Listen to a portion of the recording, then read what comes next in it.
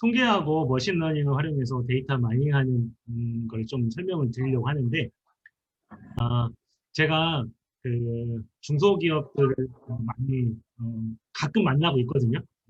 그래서 몇 분한테는 통계를 가르쳐 드리기도 하고 있고, 또 몇 분한테는 데이터를 받아서 분석해 주기도 하고, 또 어제 같은 경우는 이제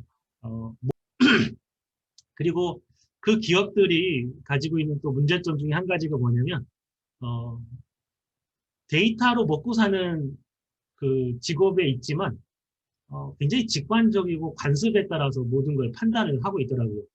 그러니까 데이터를 기반으로 판단을 하려고 하는 게 아니라 어, 그러니까 그런 생각이 없어요. 그러니까 데이터를 기반으로 문제를 해결해야 되겠다라고 하는 그런 생각이 생활화되지 않은 거죠. 학생으로 치면은 그러니까 저희 학교에 그런 아이들이 많거든요. 영재 보니까 애들 공부를 되게 잘해요. 엄청 잘합니다. 근데 어려운 문제를 내면 굉장히 잘 풀어요. 미적분 활용해서 문제 푸는 거 출제하면 엄청 잘 풀어요. 근데 문제 푸는 방법을 아이들이 암기해서 문제를 푸는 겁니다. 아주 기초적이고 고등학교 교과서에 나와 있는 기본적인 개념을 주면 못 풀어요. 그러니까 저희 애들이 한 90명 정도 되는데 그 중에 한 절반 가까이 43명이 서울대를 갑니다. 근데 걔네들이 고등학교 아이들이 푸는 수능 문제를 풀면 점수가 매우 안 나와요. 3등급, 4등급 정도밖에 안 나옵니다. 그러니까 어려운 문제만 열심히 풀다가 보니까 쉬운 문제는 잘 못 푸는 거죠. 근데 그 개념을 정확하게 이해를 하고 있으면 사실은 어떤 문제든지 다 풀 수가 있는데 그렇지 않고 어떤 케이스 바이 케이스라고 하는 어떤 그런 식으로 암기해서 문제를 해결하다 보니까 생활화가 안 되는 거죠. 예를 들면 이런 거예요. 어떻게 하면 좋은 직원을 뽑을 수 있을까? 고민은 해요. 근데 이거를 데이터 분석은 하지 않습니다. 전 너무 신기하더라고요. 직원이 3, 40명 되는데 어떻게 하면 좋은 직원을 뽑을 수 있는지 데이터 분석을 하지 않아요. 어떻게 하면 고객의 지갑을 열게 만들 수 있을까? 역시 마찬가지입니다. 사람들한테 가서 물어보고 경영책 보고 그렇게 하지 자기가 물건을 파는 쇼핑몰에서 데이터를 얻어서 그 데이터를 분석을 해서 고객의 지갑을 열게끔 만들려고 하는 노력을 안 하더라고요. 물론 이제 이게 중소기업이기 때문에 그런 것 같아요. 대기업으로 가면 제가 볼 때는 다 하는 것 같아요. 근데 이제 뭐 2명, 3명 정도 되는 벤처기업이라든지 중소기업들은 이런 생각을 못 하고 있고 심지어는 AI로 먹고 사는 중소기업들도 역시 이런 고민들을 안 한다라고 하는 겁니다. 어떻게 하면 제한된 시간에 최대의 효과를 얻을 수 있도록 일을 추진할 수 있을까? 이것도 유전 알고리즘을 알면 얼마든지 할 수 있거든요. 근데 그렇게 데이터를 만들어서 분석해서 제한된 시간 내에 최대 효과를 얻을 수 있도록 일을 하지 않고 아, 이것도 해야 되고 저것도 해야 되고 하는데 이건 시간이 많이 걸리고 이건 조금 걸릴 것 같고 그러면 오로지 시간 조금 걸리는 거 하나만 가지고 판단을 해서 일을 추진하더라고요. 그래서 이런 중소기업 사장님들 그런 분들 만나서 이야기를 하면은 그러니까 이런 이야기를 정말 강조할 수밖에 없는 것 같아요.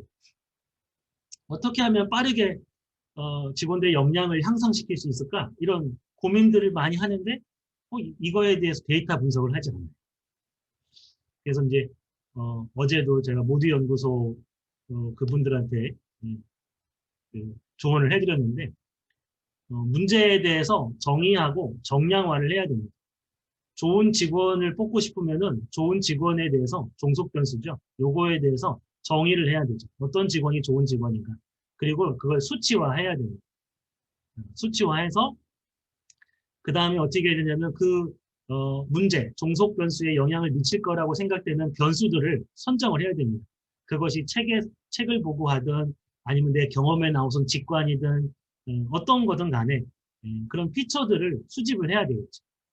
그리고 나서 통계나 머신러닝으로 분석을 하면 좋은 직원을 어떻게 하면 뽑을 수 있는지를 알 수가 있거든요. 근데 이런 걸 할 생각을 못하는 이유가 뭐냐면 데이터가 많아야만 된다라고 생각을 하고 있어요. 그러니까 뭐냐면 AI로 먹고 살다 보니까 머신러닝이나 딥러닝이나 이런 거에 굉장히 이게 돈이 되기 때문에 여기에 집중을 하는 거죠. 그러면서 통계는 굉장히 좀 상대적으로 우선순위에서 많이 밀려 있습니다. 그래서 통계를 잘 하는 사람이 없어요. 통계를 잘 하는 사람이 없고 그 다음에 이런 것들은 어찌 보면은 심리학이거든요.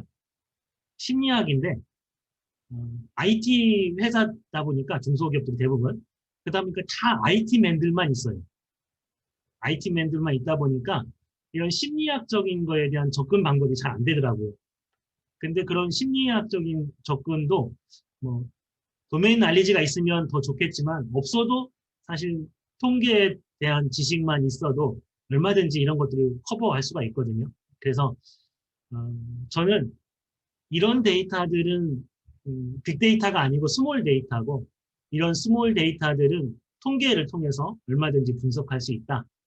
그렇게 해서 문제를 개선할 수 있고 그리고 그 개선 전후로 이게 얼마나 효과가 있었는가 라고 하는 것도 검증할 수가 있거든요. 이런 것들이 좀 생활화됐으면 좋겠다라는 생각을 가져옵니다. 그래서 최근에 중소기업들 만나고 데이터 분석해주고 그렇게 하면서 느끼는 게 애초에 시스템을 설계할 때부터 데이터 분석을 염두에 두고 데이터를 수집하는 어떤 그런 시스템을 설계해서 데이터를 많이 수집했으면 좋겠다는 생각하고 그 다음에 두 번째는 평상시에 궁금하고 정말 해결했으면 하는 문제. 그러니까 뭐 예를 들면 모두의 연구소도 이제 그런 부분에 대해서 고민이 많더라고요. 사람들이 뭐 뭔가를 배우려고 자꾸 와요. 그런데 왔다가 중도 탈락하는 사람들이 많습니다. 그럼 어떻게 하면 중도 탈락을 안 시키게 만들 수 있을까요? 라고 하는 거를 물어보더라고요. 그게 궁금하면 그거 관련돼서 문제를 정의하고 정량화하고 피처를 모아서 분석하면 되는데 왜 안 했냐라고 하니까 이런 걸 할 생각조차 안 하고 있더라고요. 그러니까 막 딥러닝 써가지고 막 그 분류하고 회귀 막 해가지고 하는 것들은 사람들을 가르치면서 막상 내가 가르치는 시스템의 문제에 대해서는 이걸 해결하려고 하는 생각조차 안 했고 그래서 이렇게 해결할 수 있습니다. 라고 이야기를 했더니 막 신세계를 만난 듯이 아 이런 문제를 해결할 수 있구나 라고 하는 걸 알고 어제 가셨습니다. 음, 문제 해결 사례를 좀 몇 가지 소개해 드릴게요. 저희 학교에서도 있었던 건데 도메인 전문가가 굉장히 중요하다라고 하는 걸 알게 됐습니다. 작년에 대전과학과하고 한양대 류호경 교수님하고 업무 협약을 맺었거든요. 그래서 뭘 했냐면 저희 학교에 번아웃된 학생이 있습니다. 그러니까, 그러니까 학업을 포기하는 정도는 괜찮은데 이제 그게 극단적인 선택으로도 갈 수 있는 그런 번아웃이죠. 근데 그런 학생들이 다시 나오면 안 되겠잖아요. 그래서 그런 학생들을 찾고 싶었어요. 그래서 그 교수님한테 88명에 대한 데이터를 드렸습니다. 제가 데이터 분석도 좋아하고 뭐 머신러닝도 알고 그러니까 학생들과 관련된 데이터를 닥치는 대로 수집을 했습니다. 그래서 아이들의 뭐 문화적 가치 성향이나 아니면 흥미도나 아니면 뭐 그 진로 적성 검사 결과나 벌점, 뭐 학업 성취도 등등등등 180개나 되는 데이터를 다 모았어요. 그렇게 해서 88명에 대한 데이터를 주고 이 번아웃된 학생과 가장 유사한 학생을 좀 찾아주세요. 라고 이제 의뢰를 한 거죠. 근데 제가 이런 의뢰를 할 때에는 이걸 제가 머신러닝으로 안 돌려받겠습니까? 다 돌려받죠. 근데 분석 결과가 뭐 그걸 그 분집 분석도 해보고 뭐 이거는 이제 이게 뭐 클래시피케이션은 안 되죠. 워낙 데이터가 너무 적어서 번아웃된 학생이 딱 한 명밖에 없으니까. 그래서 결국은 이제 분집 분석을 해서 분석을 했는데 그 분석 결과가 이게 직관하고 안 맞아요. 야, 얘는 굉장히 밝고 건강하게 학교 생활 잘하는 애인데 근데 왜 이 학생하고 가장 유사하다고 얘가 나오지? 결국은 제가 나중에 알고 보니까 데이터를 너무 많이 집어넣었습니다. 그러니까 그 피처 셀렉션이라고 해서 이 번아웃을 설명할 수 있는데 도움되는 피처만 선택을 해야 되는데 그냥 무조건 다 집어넣은 거죠. 그러니까 원하는 결과가 안 나오는 거예요. 그러면 이 피처 셀렉션을 도메인 전문가가 했을 때 굉장히 정확하다는 걸 알았습니다. 이분이 어떻게 했냐면 번아웃된 이 180개의 데이터를 쭉 살펴보면서 번아웃에 영향을 미칠 것 같은 요소 3가지를 선정을 했어요.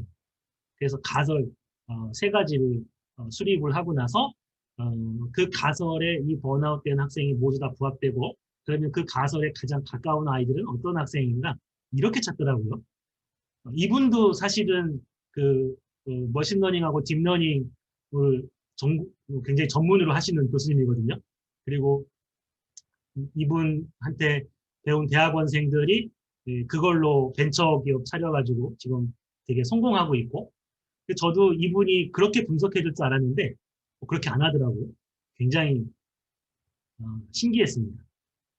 그래서 근데 이분이 그래서 번아웃 될 가능성이 가장 큰 학생을 예측해서 알려줬어요. 근데 그분이 그 결과를 저한테 보내주기 일주일 전에 2번째 번아웃 된 학생이 나타났습니다. 그 학생이 실제로 학교에 적응 못하고 전학을 갔죠. 근데 이 교수님이 가장 그 번아웃 될 가능성이 크다라고 예측한 학생이 바로 이 2번째 번아웃 돼서 다른 학교로 전학 간 학생이거든요. 그러니까 정확하게 맞춘 겁니다. 이 교수님이 찾아낸 가설 3가지가 있는데요. 노력 대비 성과가 낮으면 스트레스 요인으로 번아웃 될 가능성이 크다라고 생각을 한 겁니다.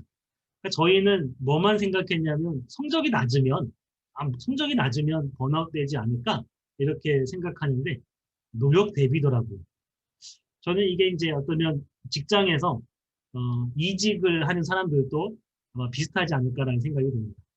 노력을 많이 하는데 성과가 나지 않으면 스트레스를 굉장히 많이 받아서 이직하지 않을까 이런 생각도 들기도 하는데 이걸 알고 나서 학생을 불러서 물어보니까요. 그런 얘기 하더라고요. 자기가 1학년 때는 성적이 낮아도 스트레스를 안 받았대요.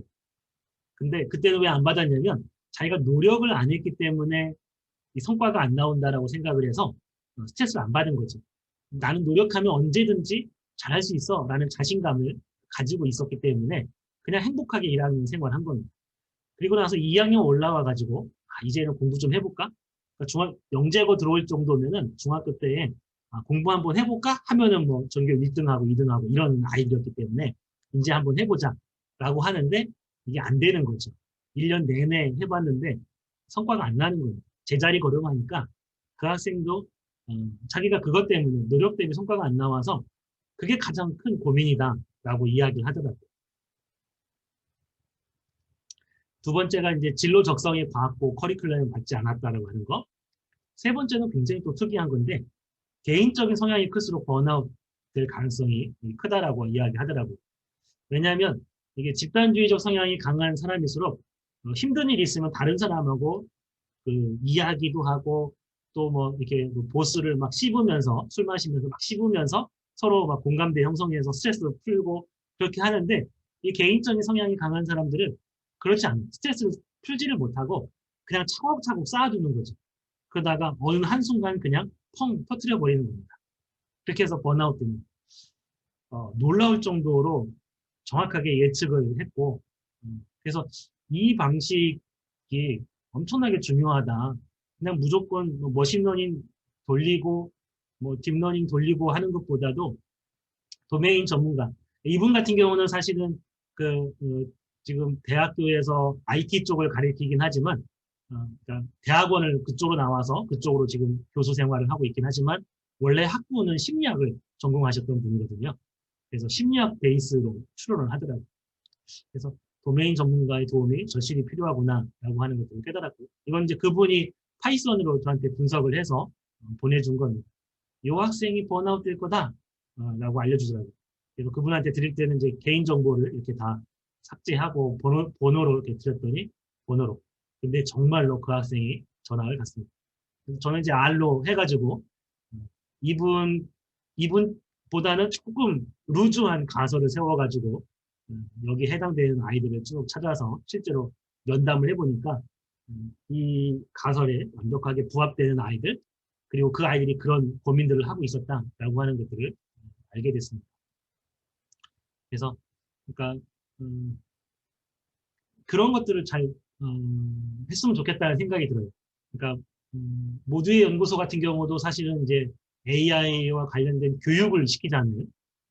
근데 그 중에 교육 전문가는 단 한 명도 없는 거죠. 교육 전문가는 없고 IT 하는 사람들만 모여가지고 이걸 어떻게 가르칠 수 있을까라고 하는 거에 대해서 생각하고 그 다음에 막 책 보고 하는데 거기에서 얻어질 수 있는 그 노하우는 아까 뭐랄까요? 그 인사이트는 그렇게 크지가 않은 거죠. 그리고 제가 보니까 역시 마찬가지로 그냥 범용적으로 알려진 그 수준은 넘지를 못하더라고요. 그래서 그분들한테 이제 말씀을 드렸죠. 이 교육학을 하는 도메인 전문가가 필요하다. 그게 나다. 나를 좀 잘 활용을 해라. 그렇게 해서 이제 같이 협업하기로 했습니다. 두 번째가 이제 통계를 잘 활용하지 않습니다. 그분들도 AI를 활용하다 보니까 통계 적용할 생각을 꿈에도 생각을 못 하더라고요. 통계가 가지는 장점은 데이터가 작아도 돼요. 정말 아주 작게는 7, 8개만 있어도 통계를 돌릴 수 있습니다. 30개 이상이면 뭐 돌릴 수 있다라고 이야기, 충분하다고 이야기합니다. 200개 이상이 되면 매우 훌륭하다라고 이야기합니다. 머신러닝이나 딥러닝을 돌리기에는 턱없이 부족한 이런 작은 데이터에서도 통계 분석은 가능해요. 그래서 어떻게 하면 좋은 직원을 뽑을 수 있을까? 직원이 7, 8명만 돼도 그거에 대한 인사이트를 얻을 수 있습니다. 근데 이제 통계로 그걸 이제 안 돌리는 거죠.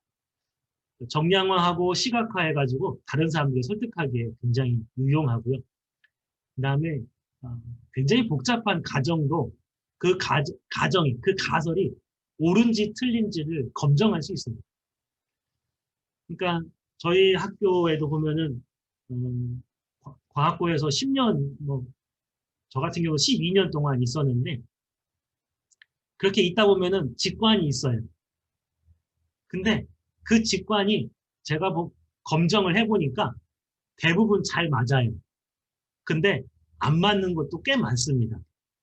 그러니까 확증 편향이라면서 내가 보고 싶은 것만 자꾸 보는 거죠. 그러다 보니까 좀 통계적으로 맞지 않는, 유의하지 않은 것도 자기가 이제 옳다라고 그런 생각을 갖는 거죠. 이런 것들이 정말로 맞는지 틀린지를 다 검증할 수 있습니다. 그래서 통계는 아주 작은 스몰 데이터에 특화되어 있다라고 하는 겁니다. 이런 것도 가능해요. 과학고 학생들의 전체 평점에 뭐가 영향을 미치는가 라고 하는 겁니다. 그러면은 이게 보통 교육 전문가들이 이렇게 이야기를 해요.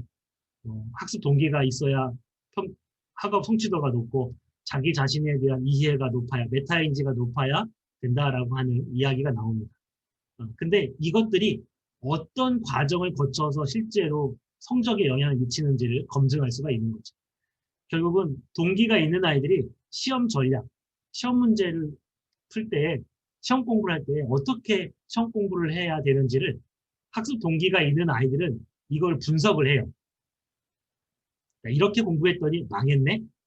그러면 어떻게 공부해야 되지? 공부 잘하는 애는 어떻게 할까? 걔네들 보고 벤치마킹 해가지고 따르죠. 이 학습 동기가 없는 아이들은 기계적으로 합니다. 자기 이해도 마찬가지예요. 자기가 자기 스스로를 잘 알면 자기에게 맞는 시험 전략을 찾습니다. 그런 것들이 실제로 성적으로 이어진다라고 하는 거죠. 학습 동기 자체가 실제 성적으로 이어지진 않아요. 자기 이해도 마찬가지고. 그러니까 이런 것들을 이제 검증할 수가 있는 거죠. 탐구형인 아이들이 이렇게도 해보고 저렇게도 해보면서 자기 자신에게 맞는 공부 방법들을 알아요.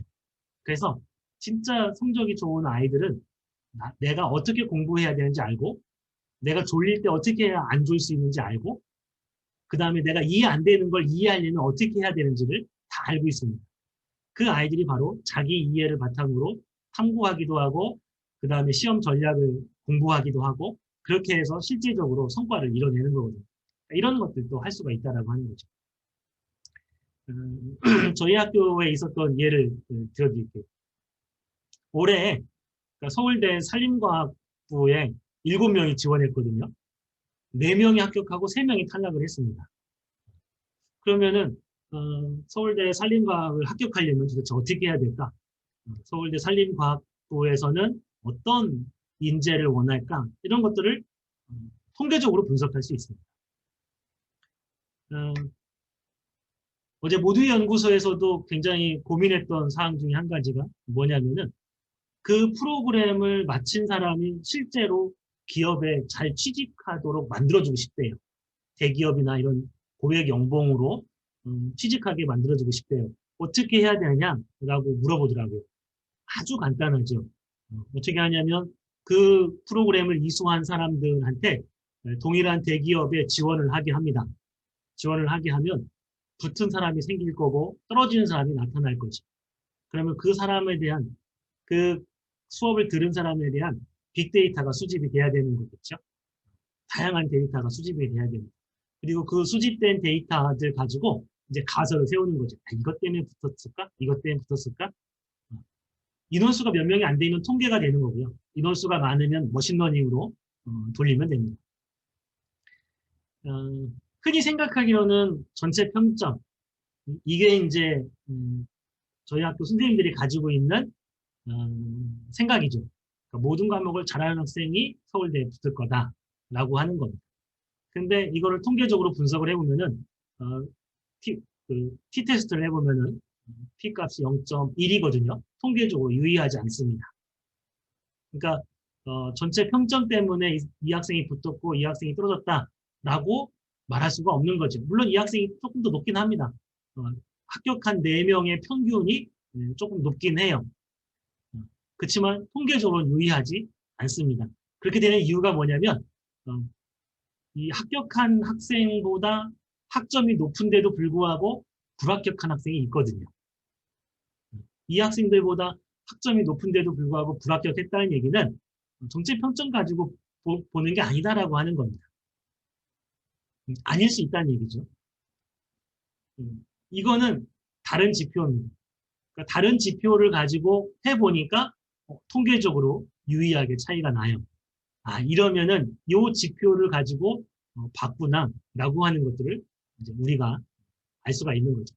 이렇게 수십 가지의 그러니까 피처가 컬럼이 굉장히 많이 있으면 그 컬럼 중에 어떤 것이 영향을 미칠 건지 그리고 그거에 대해서 도메인 날리지 가지고 정말로 그 학과에서는 이런 능력을 볼까라고 봤을 때 이게 우연에 의한 건지 아니면은 진짜로 그럴 가능성이 매우 크다라고 생각이 들면 억셉트를 하는 거죠.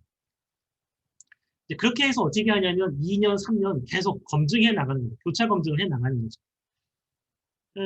이거는 이제 제가 카이스트 지원해서 합격한 학생하고 불합격한 학생을 비교한 건데 여기 베리어블이 굉장히 많습니다. 예를 들어서 뭐 그런 식이에요. 뭐 전체 학점이냐 아니면 주요 과목 국영수 과냐 아니면 국영수냐 아니면 수학과학이냐 아니면 수학 성적만이냐 물리 성적만이냐 뭐 그런 것들을 피처를 수십 개 만듭니다. 그 피처를 수십 개 쫙 다 만들어 놓고 통계적으로 비교를 해봐요. 그러면 합격한 학생들과 불합격한 학생들 거기에는 뭐 수상 실적도 들어가고요. 아니면 뭐 생활기록부에는 봉사활동이라든지 등등등 저는 심지어는 거기에 뭐 또 집어넣었냐면 텍스트 마이닝 한 것까지도 넣었습니다. 교과세부 특기사항의 토픽 분석을 해서 그 토픽의 확률까지 해서 쫙 다 집어넣는 거죠. 집어넣고 통계적으로 분석하는 겁니다. 그렇게 했을 때 한 해는 이렇게 A, B, C, D라고 하는 게 나오는데 통계적으로 유의한 거 보니까 A만 유의하다고 나옵니다. B도 인원수가 많지 않기 때문에 이것도 뭐 어느 정도는 되지 않을까 이렇게 생각할 수도 있겠죠. C, D도 후보에는 올릴 수가 있습니다. 그 다음에 또 해봐요. 그랬더니 굉장히 흥미로운 결과가 나오더라고요. A, B는 그대로 유지가 되고 그 다음에는 이게 통계적으로 유의하게 나오죠. E나 C는 통계적으로 유의하지 않습니다. 그 얘기는 요 C나 D나 E나 이런 것들은 여기에 있는 D는 요 해에만 들어가고요. 여기에 있는 요 E는 이 해에만 들어갑니다. 그러면 이제 그런 것도 우연에 의해 들어간 거라고 볼 수가 있는 거죠. 그럼 결국은 이제 카이스트는 A라고 하는 거하고 B라고 하는 걸 가지고 학생들을 판단하고 있구나. 매우 중요하게 판단하고 있구나. 라고 하는 걸 알 수 있습니다. 그래서 피처를 굉장히 많이 하다 보면은 이제 이런 것들을 조금씩 늘려갈 수가 있겠죠. 아주 적은 데이터만 가지고도 가능합니다. 머신러닝이나 통계를 딥러닝을 돌리기에는 턱없이 부족한 몇십 명만 가지고도 얼마든지 이런 것들을 찾아낼 수 있다라고 하는 거죠. 네. 그래서 앞에서 했던 이런 것들 전부 다 통계로 해결할 수 있습니다. 그래서 여기에 혹시 뭐 벤처나 아니면 뭐 데이터 분석하시는 분이나 이런 분들이 있으면 통계로 정말 이런 거 한번 분석해봤으면 좋겠다는 생각을 해봅니다. 그리고 통계 분석은요, 역시 R입니다. 제가 요즘에 파이썬 공부하려고 하는데 통계를 제가 돌리면서 알게 된 것들을 파이썬으로 구현을 하려고 보니까 너무너무 힘들어요. 잘 안 돼요. 근데 아래 머신러닝이나 딥러닝 쪽에서는 아래선 요만큼밖에 안 되는데 그걸 파이썬으로 보니까 뭐 엄청나게 크더라고요. 파이가. 역시 머신러닝이나 딥러닝을 하려면 파이썬을 해야 되는구나 라고 하는 걸 절실히 깨달았고요. 하지만 통계를 하려면 파이썬을 하면 노가다를 하는구나. R을 하면 이렇게 쉬운 걸. 그래서 여러분들한테 R을 좀 홍보를 드립니다. 기술 통계인데요.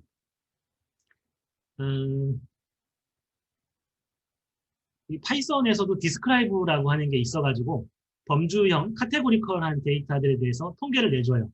근데 거기에서는 뭐냐면 가장 많이 등장하는 카테고리는 자세하게 설명을 해줍니다.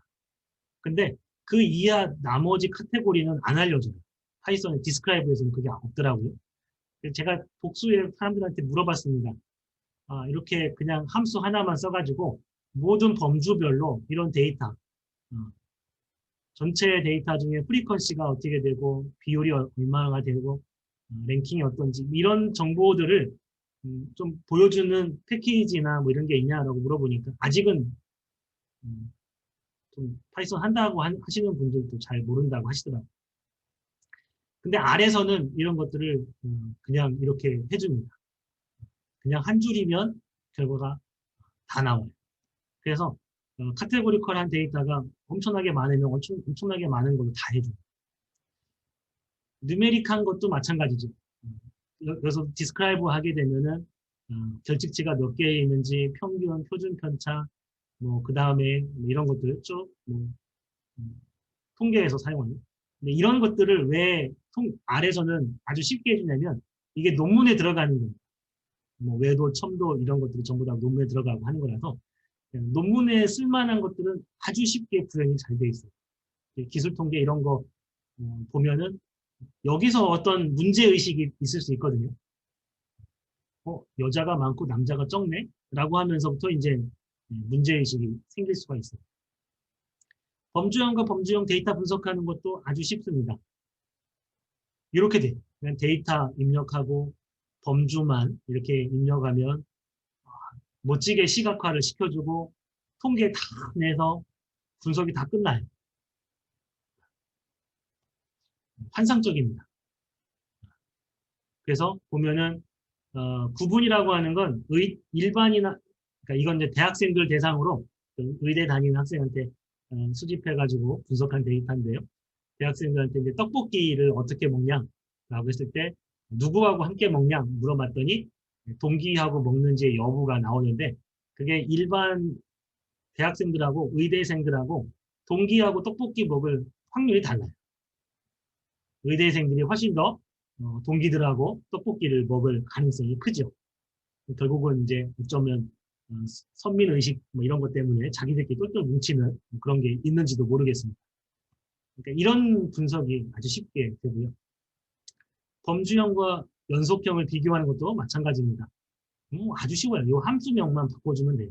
그러면 이렇게 직관적으로 두 데이터를 비교를 해줍니다.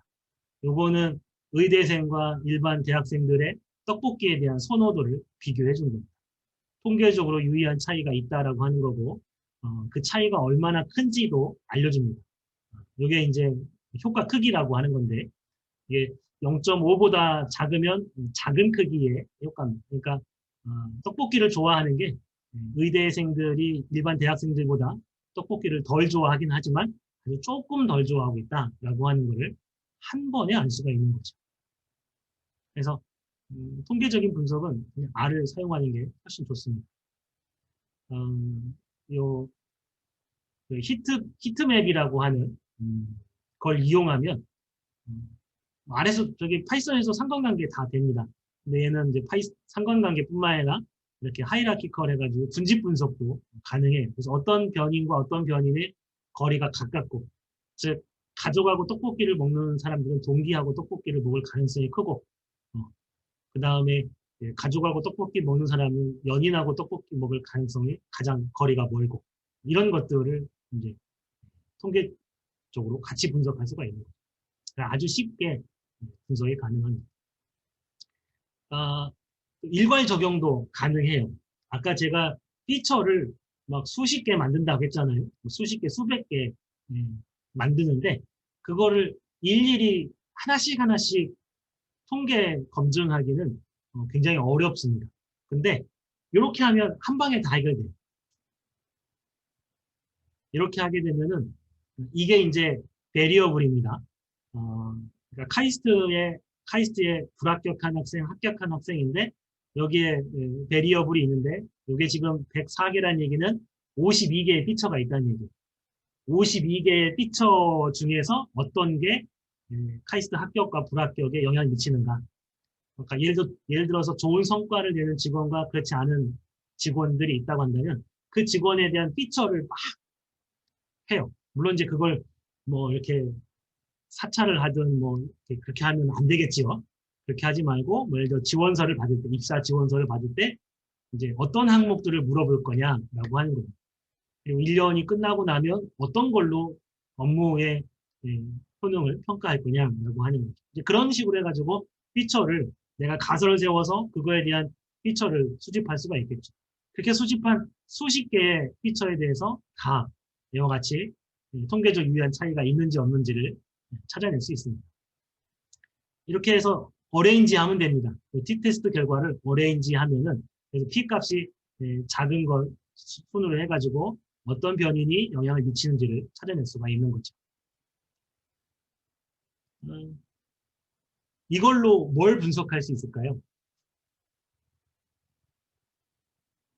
이거는 어떤 거냐면 그냥 기본적인 인구학적 통계를 물어본 거고, 요거는 떡볶이를 얼마나 좋아하는지 물어본 거고, 요거는 전북대 근처에 있는 떡볶이 집인데 그 떡볶이 집의 맛, 가격, 청결, 친절, 재방문입니다.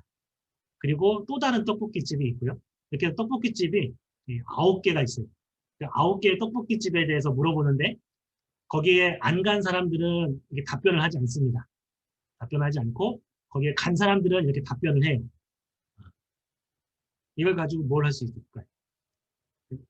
제 기준으로 보면은 회귀 분석 가능하죠. 이건 이제 어떻게 한 거냐면 코드를 한 건데요. 이 코드에서 청년다방이라고 하는 글자가 네임에 들어간 걸 선택을 해가지고 회귀 분석해서 요약해서 보여달라라고 하는 겁니다. 그러니까 이런 것들이 어찌 보면은 그 홈쇼핑에서도 보면은 그 홈쇼핑에 그 물건 있죠. 그 물건들이 있을 거예요. 그러면 그 아까도 이야기했듯이 그거를 뭐 몇 초 동안 봤는지, 그 다음에 후기는 봤는지, 그 다음에 어떤 후기를 이 사람이 읽었는지 그런 거에 따라서 그거를 장바구니에 담을지 안 담을지가 결정될 수 있잖아요. 그래서 그 제품을 살지 말지를 결정할 거라고 생각되어지는 많은 피처들을 모으는 겁니다. 그리고 그 피처들을 바탕으로 이렇게 회귀 분석할 수 있죠. 그럼 어떤 상품 하나에 대해서 뭐가 영향을 미치는지를 알 수 있습니다. 가장 중요하게 영향을 미치는 건 역시 떡볶이집이니까 맛이 제일 중요하고 그 다음에가 친절이고요. 가격입니다. 청결은 영향을 미치고 있지 않다라고 하는 거 이런 것들을 알아낼 수 있습니다. 연관규칙도 할 수 있거든요. 맛이라는 글자가 들어간 걸 골라요. 맛이라고 하는 그 들어가면은 떡볶이 집별로 하나씩만 선택이 되겠죠. 그러면 그 평가한 거를 1과 0으로 만들어줍니다. 어차피 연관규칙이라고 하는 게 샀느냐 안 샀느냐 뭐 그걸 가지고 하는 거니까 0과 1로 만든 다음에 그 트랜잭션 데이터로 바꿔주고 아프리오리 분석을 한 다음에 내가 원하는 걸 커트를 하는 거죠. 그렇게 하면은 이렇게 결과가 나옵니다. 되게 재밌어요. 에바다라고 하는 떡볶이집에 떡볶이를 먹은 사람은 땡땡이라고 하는 곳에 가서 반드시 떡볶이를 먹어요. 컨피던스가 90%입니다. 그러니까 에바다라고 하는 떡볶이집에 떡볶이를 먹은 사람의 90%가 땡땡이라고 하는 곳에 가서 먹는다라고 하는 거죠. 다른 곳들도 다 마찬가지예요. 굉장히 신기하더라고요. 왜 그러냐라고 물어보니까 결론이 딱 나옵니다. 이 땡땡이는 길목이 좋아요. 학생들이 다니는 길목에 위치해 있는 떡볶이집입니다. 그러니까 떡볶이를 좋아하는 사람들은 여기에서 안 먹어본 사람이 없는 거죠. 길목이 너무 좋으니까. 근데 땡땡이 맛은 상대적으로 조금 덜 만족스럽습니다. 그러다 보니까 사람들이 이제 이런 데도 가고 하는 건데 여하튼 간에 이런 것도 분석이 가능하죠.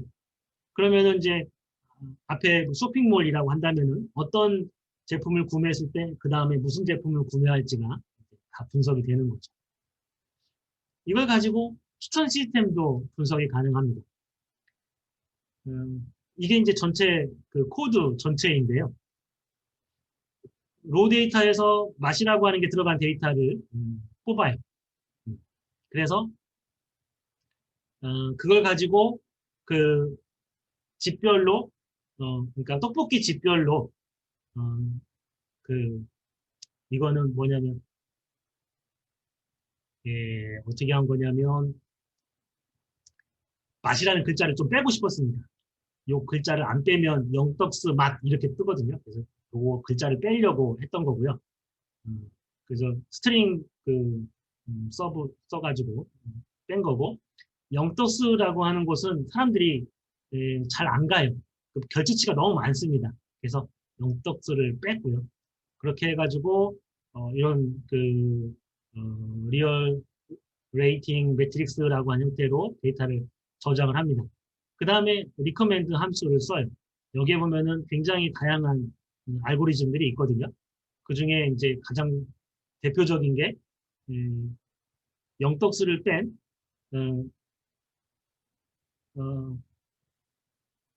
근데 왜 이게 영떡스가 나왔지? 이거하고 좀 잘 안 맞는 것 같습니다만. 하여튼간 그 사람하고 가장 유사하게 그러니까 우리가 넷플릭스 영화를 보고 평점을 매기면 똑같은 영화를 보고 똑같은 평점을 매긴 사람하고 이렇게 같은 그룹으로 유사하게 군집화 시켜가지고 같은 평점을 매긴 사람이 가장 높은 평점을 매긴 걸 추천해 주는 거죠. 그렇게 해서 이거를 찾아낼 수 있습니다. 그리고 거기에 갔을 때 얼마의 평점이 나올 건가라고 하는 것도 예측할 수 있습니다. 근데 이제 결과는 잘 안 나오죠. 데이터가 많지 않기 때문에 이렇게 잘 나오지는 않습니다. 근데 이런 것들을 할 수 있다라고 하는 거죠. 굉장히 다양한 분석이 가능합니다. 그래서 데이터를 이런 식으로 모아서 통계적으로 인원수가 매우 적어도 다 분석할 수 있다라고 하는 거 강조해드리고 싶었고 아래서는 쉽게 할 수 있습니다. 이상 발표 마치도록 하겠습니다. 감사합니다.